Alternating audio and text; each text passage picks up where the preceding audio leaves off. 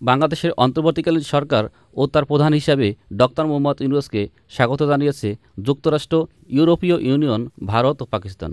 বৃহস্পতিবার ৮ August doctor Mohammad Yunus ও অন্যান্য উপদেষ্টারা শপথ নিয়েছেন। যুক্তরাষ্ট্রের পররাষ্ট্র মন্ত্রণালয়ের মুখপাত্র ম্যাথু মিলার বলেছেন, এই অন্তর্বর্তী সরকার ভবিষ্যৎ গণতন্ত্রের পথ বৃদ্ধি করবে। এছাড়াও তিনি বলেন, যুক্তরাষ্ট্রের সঙ্গে অন্তর্বর্তী সরকারের যোগাযোগ রয়েছে। ইইউর পররাষ্ট্রনীতি বিষয়ক প্রধান জোসেফ বোরেল জানিয়েছেন, বাংলাদেশের নতুন প্রশাসনের সঙ্গে কাজ করতে চায় ইউরোপীয় ইউনিয়ন।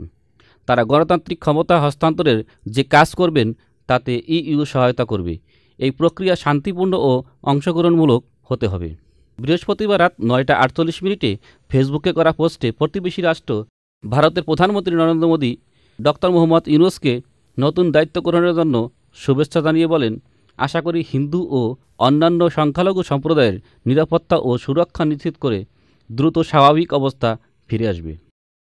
শুক্রবার পাকিস্তানের প্রধানমন্ত্রী শেহবাজ শরীফ অধ্যাপক ডক্টর মোহাম্মদ ইউনূসকে অভিনন্দন জানান।